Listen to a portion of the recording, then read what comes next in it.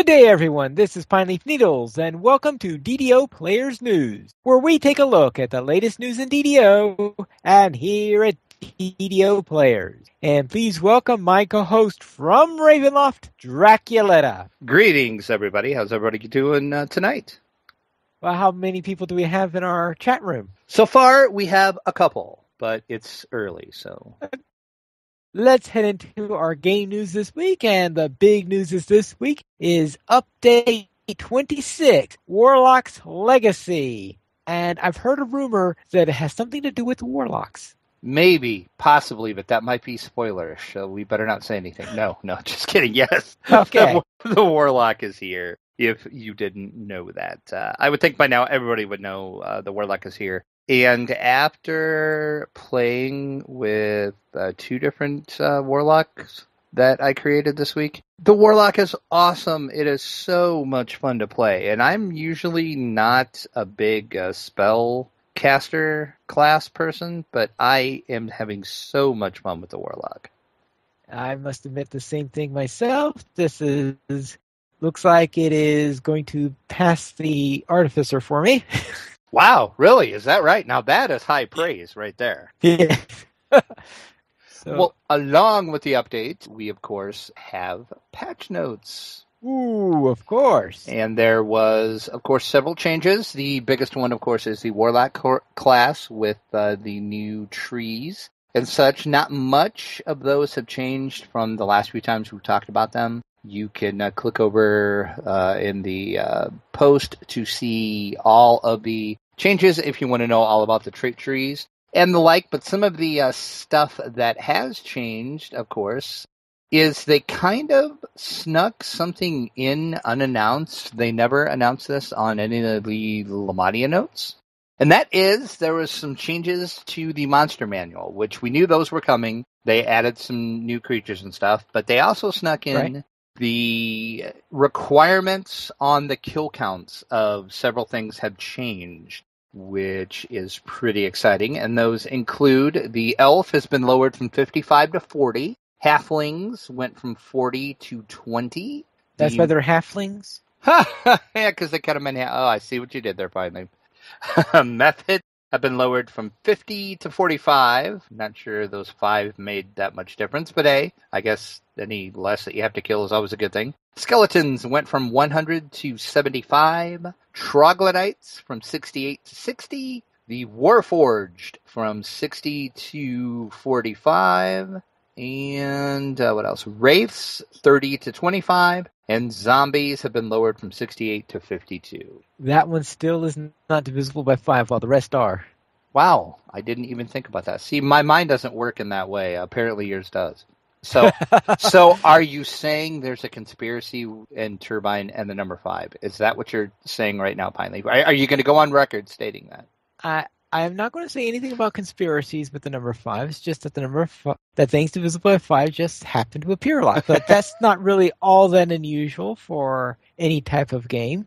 Also, of course, Amaroth free-to-play players may now enter the Amaroth public area in Shavaroth, which they could not do that before. There was some changes in Dalera's Tomb. They fixed an issue in Free Dalera, where the third soul Lock Guardian could sometimes end up behind a doorway and would refuse to come out.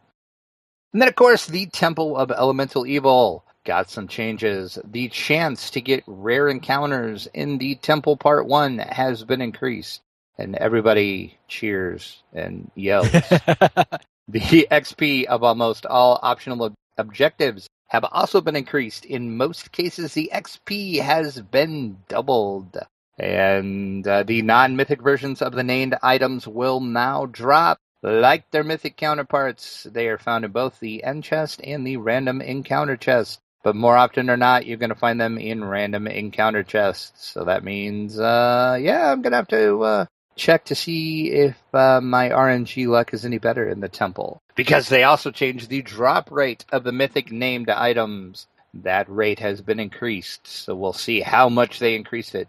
Most likely you'll get a lot of named non-mythic ones, right? Probably, or I'll get everything but the longbow and the dagger, more than likely, knowing Right. my luck.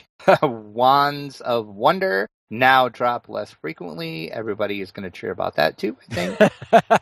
And the effects granted by the special altars in the temple will now be removed when you leave the quest. Right, because I think I discovered a couple of weeks ago that, oh, it's still on.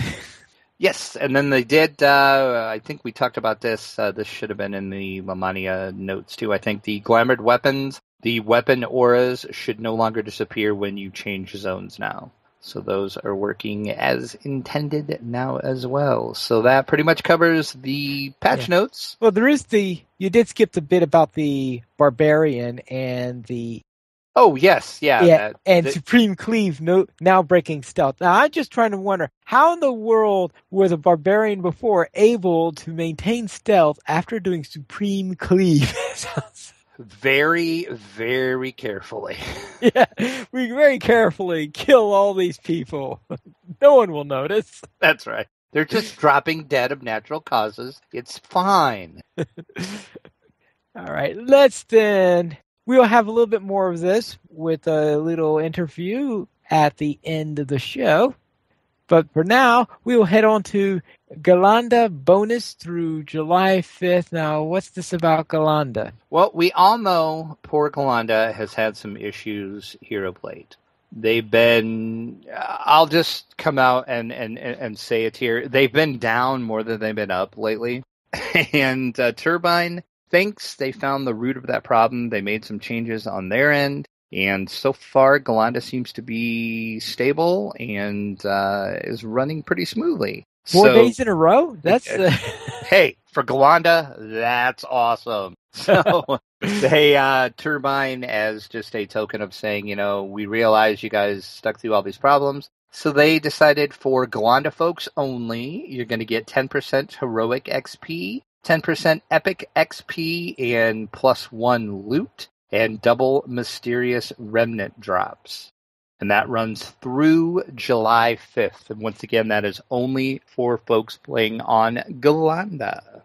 All right. Then let's head into the DDO Chronicle, issue 147, where it looks like on the top somebody is looting a chest. And probably getting the dagger that I want. It's just, I can't even get away from it out of the Chronicle. It's teasing me in the Chronicle as well. Well, at least they didn't show the drops. True. That is true. Very true. There is something. In the Chronicle this week, the DDO character planner, which we have talked about in the past, has been updated to include the Vanguard and Harper agent trees. Words are hard to come by tonight for some reason. Click over and you can get the latest version of the character planner. And even note, Truer Beholder. But it's a special beholder because it has a flower in its mouth. Why a beholder would have a flower in its mouth, I have no idea, but it's an awesome drawing. Even Note did a great job. And apparently she just wanted to make it have a flower in its mouth. Flower in its mouth. So it's a flowery beholder. Well, maybe. Well, you got nothing, do you, Bind Life? You got nothing. Yeah, that is rather strange. It's an awesome drawing, though. She did a really good job at it. But I'll have to ask her on Twitter, like, what is the deal with the flower? Why does it have a flower? But anyway, also, so it doesn't look like a full beholder. It looks like a lesser relative. Are you saying it's the beholder's cousin that nobody cares about? Is that what you're trying to say? Well, I'm just noticing that there are only 6 extra eye stalks. So it's the black sheep beholder. That's what you're saying. Well, I forgot how many eyes a Galf has. I think they actually might have 6. One of them has 6. Most of them have 8, but there is one that has 6, but I can't remember the name of it. You might be right. Okay. I'm not up on my beholder lore. I'm sorry. You failed your lore beholder check. I did. Also in the Chronicle, in the fansite news section, DDO Cast had an episode where they looked at challenges and had some tips and hints on there. Cordovan from Turbine and Alessa was on that show. So click over to give that a listen. Ginger Spice is taking a look at the Lord of Blades, House of Death Undone, Spell Point Regeneration, and a lot more in his latest video. And Your DDO is, of course, the new podcast. They have that podcast called The Dirty Kobold. It's on Twitch every Friday night, and there's a link provided in the Chronicle, so you can check those out. And a player by the name of Dungeon Raider, which is a pretty sweet name, is starting up a new work of fiction called The Journals of Tyrene Hochlinder. And this is their experiences through Stormreach. So click over and read the first posting of this new work of fiction. All right. Anything else? That is it for our Chronicle this week. Then let's head into the store sales. What's on sale this week? Every adventure pack known to man. Ooh. 20% off. And I looked, and if I did not miss any, I do believe this is every adventure pack that is available. So if you are a premium player and have been waiting for an adventure pack sale to round out your packs, now is the time to grab these, because as I said, I looked today and all of them are on sale. So that's always good to see those on sale. Nice then. Also, we have 20% off Quest XP Elixirs, and our free sample of the week is a Gold Seal Elixir of Moderate Healing. You get 10 of those. That's the good healing potion, by the way. Use coupon code WHEAL. Once again, coupon code for that one is WHEAL. You get 10 of the potions, but you can only use the code once per account. And there is some new items in the DDO store, thanks to Update 26, Warlock's Legacy. The Warlock class itself is free to VIP, but if you are a free player or a premium player and you too want to blast things, you can pick up the Warlock for 1,395 turbine points. And you can also get some more shared storage. I do believe there is 20, it's a total of 40 slots. You buy them 20 slots at a time. It's how it works. And those are 995 turbine points for each 20 that you buy. All right, then. Then let's head into our site news. And this week we have a DDO Players poll asking, have you ever gotten a named drop in the Temple of Elemental Evil? I'm going to answer no. No, I have not. But I'm pretty sure everybody knows that by now. I've heard rumor of such. What about you? Have you ever gotten? I do not recall ever getting one. Of course, I'm one of those people that might get the best, most spectacular drop in the world and not even notice it.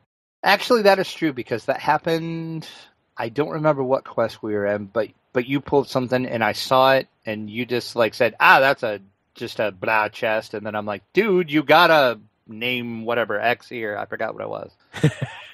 And I was more excited than you were. You were like, oh, what? Oh, okay. I'm like, oh my. Well, I think I'm notorious for things like that. Yes. But according to our voters, and we had 47 total votes this week, I am not alone. 43% of our voters said no, they have not gotten a name drop from the temple. 28% said yes, they have. 21% said no, but they're still trying to get something. So apparently they're, like me, they are looking for one of the weapons, I would assume. 6% said other. 2% says no, I don't really care either. So, and the two comments for the other votes were from Scott. He said he's got no weapons, just the shroom hat and the Ellie headpiece, the elemental headpiece, I should say. And Jeff Hanna from DDO Gamer said, yes, he's gotten the Leopard's Chill, which that is a pretty sweet sword. I wouldn't mind that sword either. And if you have any ideas for a poll, go ahead and send them to podcast@ddoplayers.com, and we might use your idea for a poll, because I've got a few more ready to go, and then I'm out of poll ideas, because it's hard to come up with a poll every week. All right. For those of you who are not listening live but listening later, we will have a special post for special number 3. And what did you say there since you decided to hold it at a time I wasn't available? Why, yes, I did.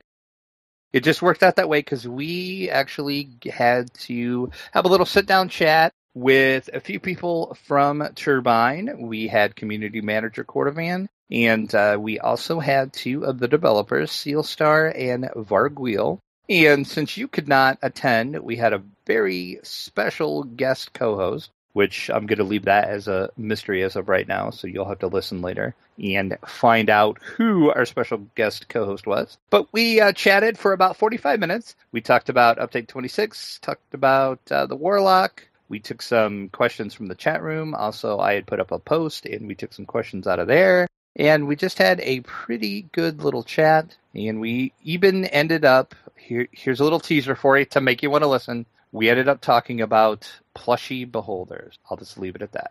Plushie beholders. So there is your little teaser. And as Pine Leaf said, that is going to play. What is going to happen is I'm going to end this stream, and then we are going to start a new stream up. And I will play that entire interview in its entirety. Like I said, it runs about 45 minutes. And if you can't listen to all of that tonight, never fear, because we are going to release that as a standalone edition of the podcast, and it will also be on our YouTube channel as well. So this week, you are going to get 2 podcasts for the price of 1, which, of course, we all know is free, but you're going to get 2 releases this week. One's going to be that special, and the other is going to be this episode you're listening to right now, if you're listening to us live.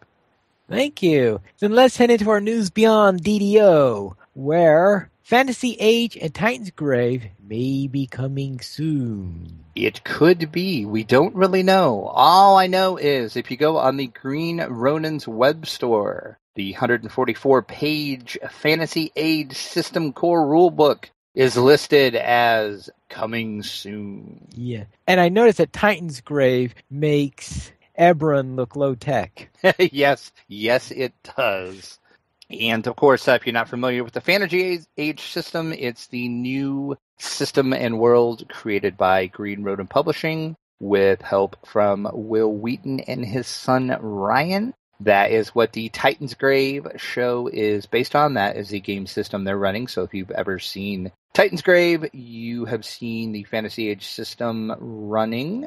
And speaking of Titan's Grave, the Green Ronin web store also has the 96-page Titan's Grave setting core book listed as coming soon as well. I did some little digging on this, and from a couple hints some of the developers and producers and people at Green Ronin has dropped, my best guess onto when this is going to be released will be in a few weeks at Gen Con 2015. All signs are pointing to that. And another reason why I think it's going to be at Gen Con is because Green Ronin is having 2 huge seminars in one of the bigger ballrooms at Gen Con where they are going to be talking about Age and Titan's Grave. We will be covering those seminars. I'm not sure if I can record them yet. I have to find out because Gen Con is a little finicky about recording seminars, so I'm going to have to check on that. But we will definitely be reporting news or anything that comes out of those because I will be attending both of those seminars. So look for that information soon. But if you're wanting to pick up either one of these core rulebooks, best guess is you'll be able to get them when Gen Con 2015 hits, which is in 36 days, as a matter of fact. 36 days. But who's counting? Yeah, who's counting? You know, the count is counting. Ha ha ha. And also related to Titan's Grave, Episode 2 has been released of Will Wheaton's Titan's Grave playthrough, where it looks like he has a storyline that has a lot to do with beer. Well, if you know Will Wheaton, that should not shock anybody. If you follow him on Twitter, you'll know why I say that. So yes, it looks like our heroes have, in the last episode, they have met the Beer Baron, and they maybe have to do something for the Beer Baron. So we'll find out, y'all. You'll have to watch and see how this all plays out. which I actually haven't watched this episode yet. Ah, okay. I've already seen it. So Oh, okay, yeah. Well, then don't spoil it for me. So, all right. but I think I said this last week, and I'm going to say it again. This show is just awesome to watch. It is so well put together and well written, and all of the players that are playing just they mesh well together, and it's just a fun little show to watch. All right then. Then let's see about Dragon Plus available, a new issue. It's been a while since we talked about Dragon Plus. We talked about when it came out, and then when the last issue came out, and then we haven't heard much about it. And then I noticed the other day on my phone that it popped up and said there's a new issue waiting. And this issue is covering a brief history of D&D video games. Also, there is some talk of Icewind Dale, and a Dungeons & Dragons Adventure League update also awaits you in the new issue of Dragon Plus. So if you have, quote-unquote, subscribed to it in your application, which if you're on iOS, it's going to be in your newsstand application.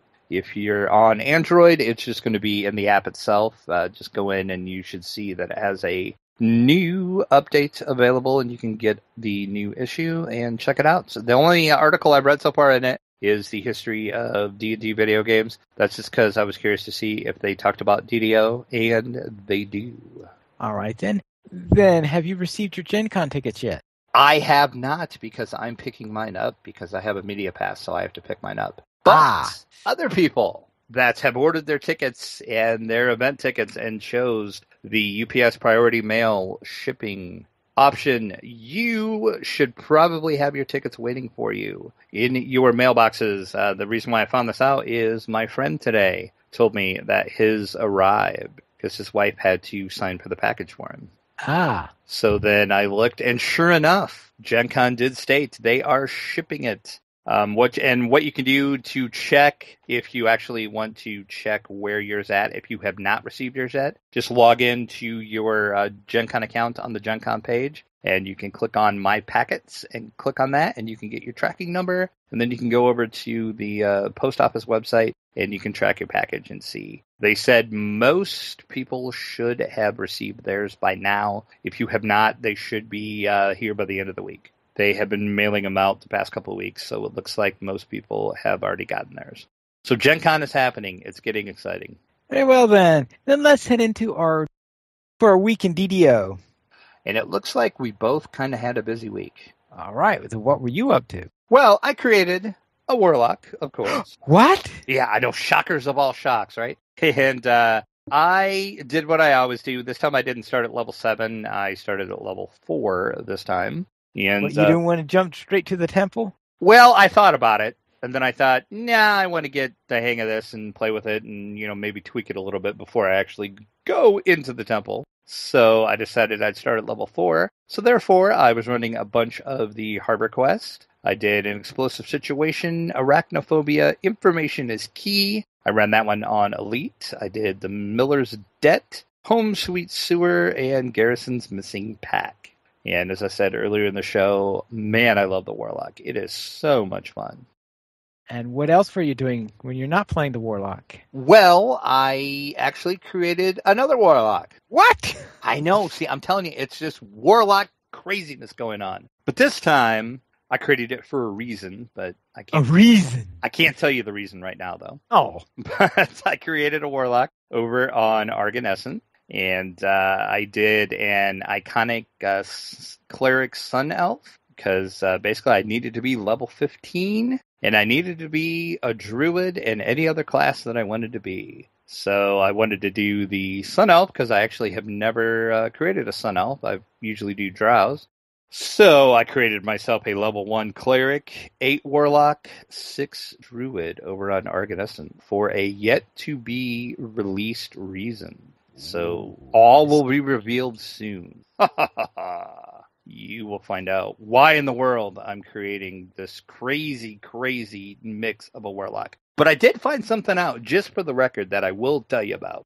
When you're a druid and you multi-class into a warlock and you are in wolf form, you can still use your Eldritch Blast. It is amazing. Of course, I did the Fiend pack, so my blast is fire. So my wolf was shooting fireballs out of its mouth. You were a hellhound then. It's amazing. Oh, it's awesome. So yes. So little hint for you: if you want to shoot stuff out of your mouth as a druid, splash in some Warlock. But yes, my whole reasoning for creating this crazy concoction of a character will be revealed probably next week. All right then. So there's a little teaser for you, and then of course my Ranger Rogue level 13, of course, ran stuff with you, and I'll let you talk about what we did, and then I will add just a few things I did on the character by myself because I found something out that you will talk about. Very well, then let's head into what I did this week. First off, what I did with Drac. We were continuing in Lord March Plaza, where first we ran Assault on Summerfield, where we had a boss in there that drops this wall of fire. Now, I had a fire protection item on me, and I was still burned to a crisp by this wall of fire. Yeah, you were. You went down pretty quick, too.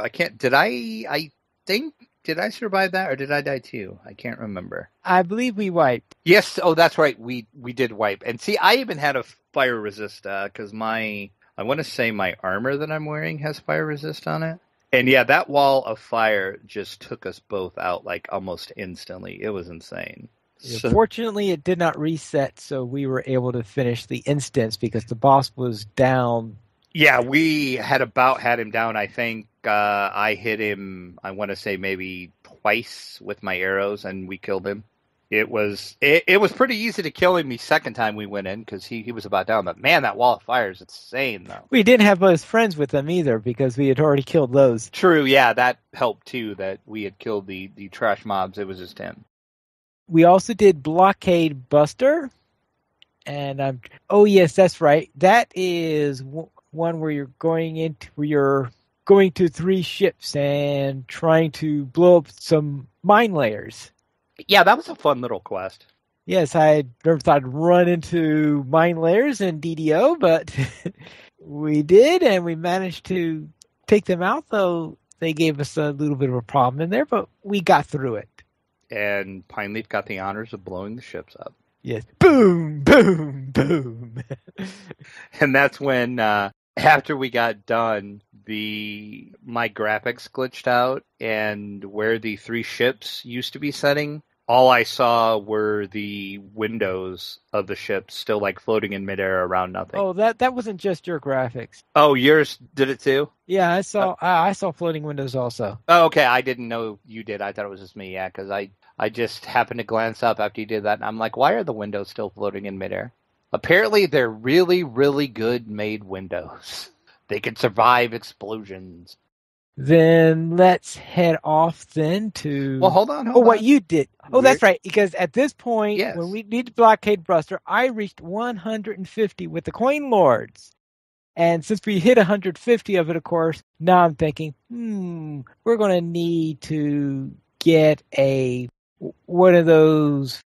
What are they calling the... Portable hole. Yeah, be a portable, but it's supposed to be a... It's a collapsed portable hole. Yeah, collapsed portable hole. Thank you. Yes. Yeah, collapsed portable hole. We need to get one of those in order to get a regular portable hole and all that mess up that. So we may be going to a different place for our next week on there. But I think Drac has something to say on this matter. Because when you hit it, I was like, okay, we've been doing these characters together.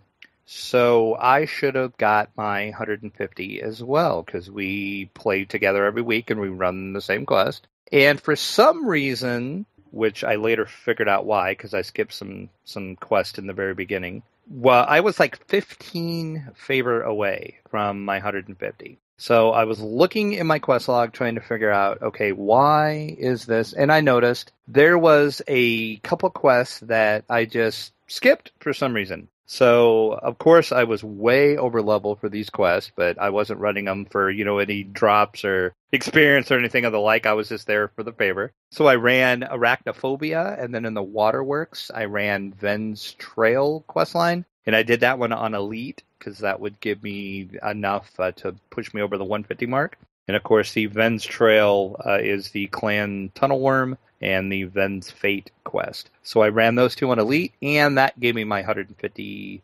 coin Lord favor. So we are now equal on that favor. So now we're going to start. I think we decided next week we're going to start in the Giant Hold. Yeah, Giant Hold for some Argonescent. And work on the Agents of Argonescence so we can get the Portable Hole, and then we can get our 5th bag slot. Yay! And then what else did I do this week? Well, first off, I started a new video series, a new YouTube series called Piney Plays the Warlock. What an apropos title that is. Right? Can I guess that you're maybe playing a Warlock? Oh, how did you guess? So therefore, I did the Korthos Village part, the Grotto, Hayton's Rest, Storehouse, Secret, King's Crystal, and the Collaborator. So I did all of that. Then I reached level 2 as usual as a result of doing all of those, and it was time to train for level 2. And just before training for level 2, I decided, I need to do my daily dice. I don't want to know if you got something cool. I don't want to know. Well, I did hit 100 on the gold.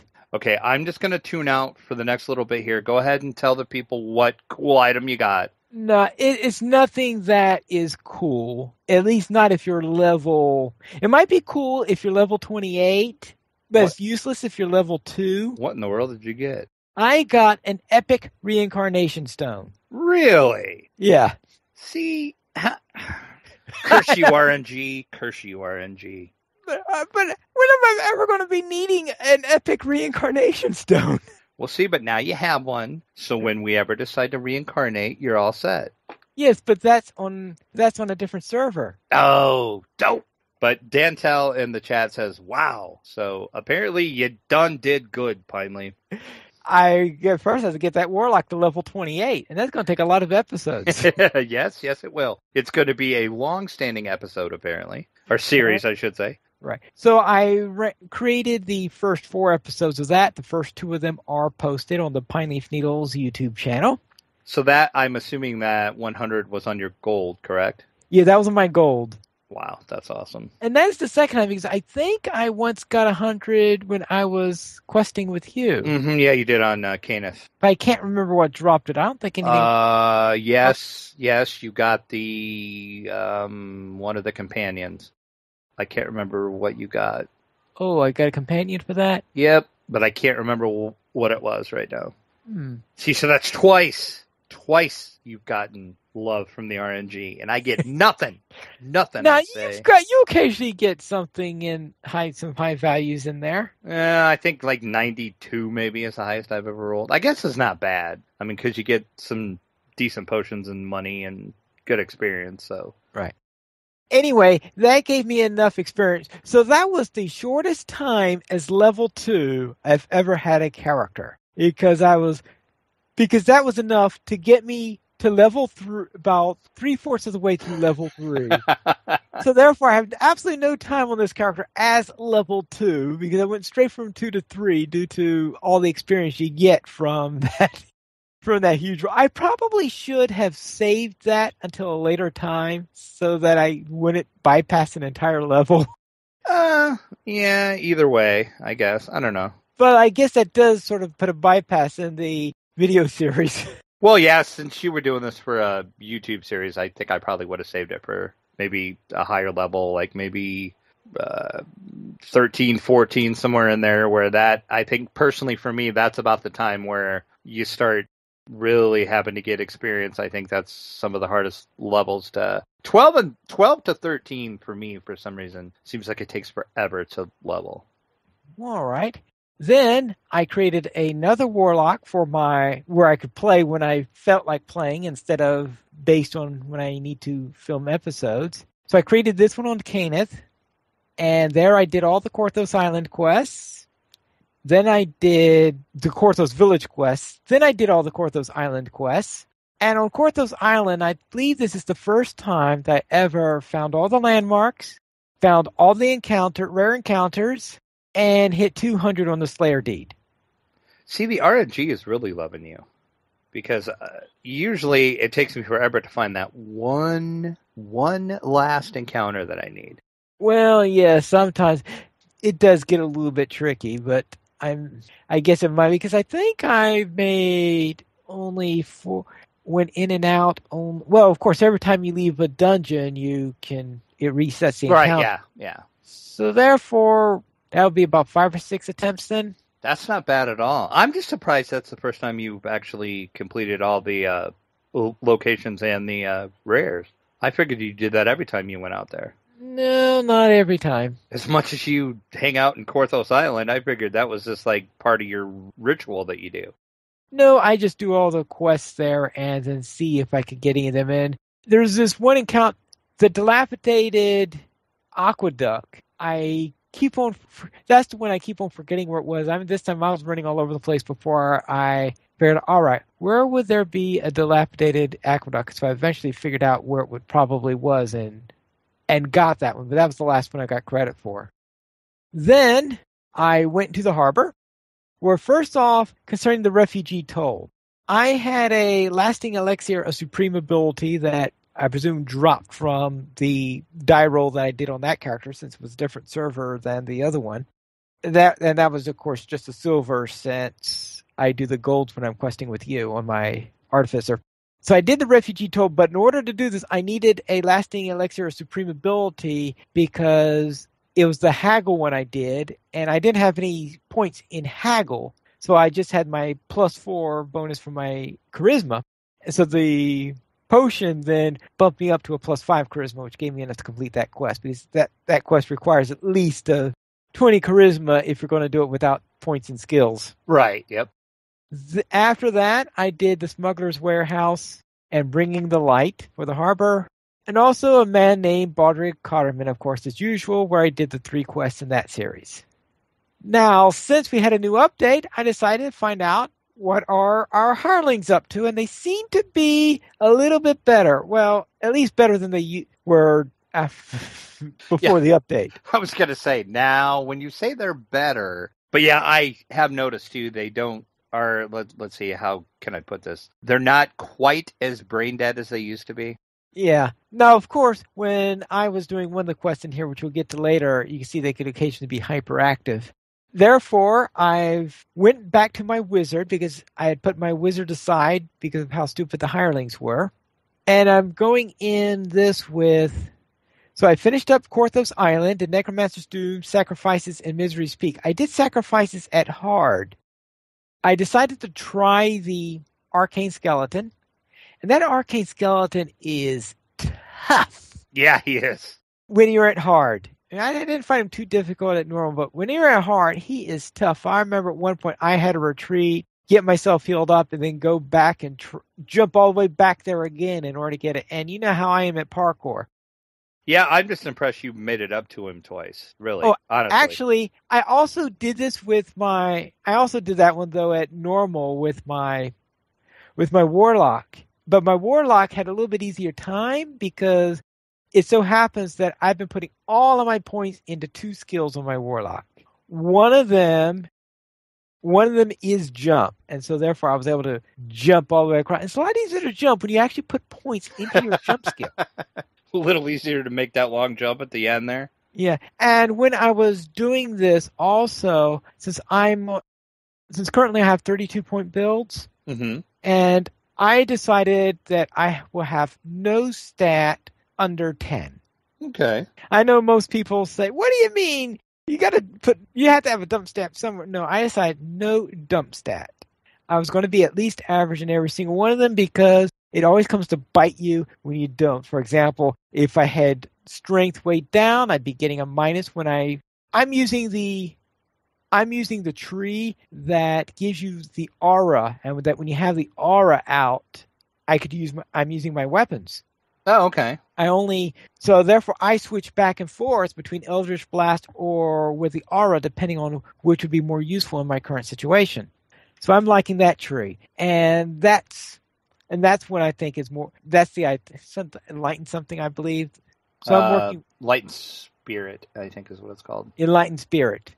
And so that's what I'm using right now. And I'm liking that tree very, very much. See, I figured you would just go Tainted Scholar is all you'd use. Nah. I don't know why you thought I'd be doing Tainted Scholar, but all right. I have no idea. I just, for some reason, thought you were going to do Tainted Scholar. I thought we had talked about that, and you decided that's what you're going to do, but okay. All right. Well, anyway, that I must have misunderstood you when I said that one. Apparently. And then I went to the waterworks. Oh, my wizard, actually, because I finished Quartos, then I did the Man Named Baudry Carterman, which is my usual thing there. Then I went to the Waterlooks and did Clan Nash 2 Lair and Rescuing Arlos. Arlos must be saved. Yes. And this time, I actually did the optional quest of freeing all 3 prisoners. Because I've always had a lot of trouble freeing those prisoners in previous runs to it. This time, I actually managed to get both of the doors open and free the prisoners. So that worked out very well. You had a busy week. Oh, yeah. That was quite a bit there. And see if I can maybe catch up with your warlock, since you had a 4-level head start. Well, yeah, that's true. I mysteriously started at level 4. You're actually having to fight your way to level 4, but we'll see. We'll see. If you would like to help DDO players, simply go to the donation page where you can support the Players Alliance on Patreon. Do you have any idea where we are in our next goal? We are $38 away from a 1-year DDO VIP code. Ooh. So that's pretty good. We just need $38 more for that code. You'll find rewards there. If you do donate, you will find rewards including a mention on DDO Players News or even to be a guest host with us. As for our featured comments, Karen left a comment on our last episode of DDO Players News, episode 37, Kaboom the Kobold, where I can't believe you went through the undermined minefield by disabling the traps. That must have taken forever. There's a route you could run on ledges to avoid them. We do things the hard ways. Haven't you? Haven't you people figured that out by now? Haven't you learned yet that Pineleaf does not do parkour? Well, that's true. Yeah. That's another thing too. And yes, it did take us forever. She is correct. It took us forever for me to disable that, because that's the one where, we talked about last week. Pineleaf decided to run out of his thieves' tools, so I was the only one left to disabling those. So yeah, it did take forever. Fun quest though, and Kaboom was awesome. Kaboom, yes. We did not receive any emails, but if you would like to send us one, you could send it to podcast@ddoplayers.com. You could also follow us at Twitter, the Players Alliance @PlayersAlly, DDO Players @DDO Players, Draculetta @Draculetta_72, and Pineleaf @Pineleaf Needles. Players Alliance has 3 live shows every single week. On Mondays at 8:30 p.m. U.S. Eastern Time, we have DDO Players News. At 6:30 p.m. U.S. Eastern Time, we have Guild Wars Players News. And at 8:30 p.m. U.S. Eastern Time, we have Lotro Players News. You join us for our live shows at ddoplayers.com/live. That is it for tonight. This is Pineleaf Needles reminding you to loot those treasure chests.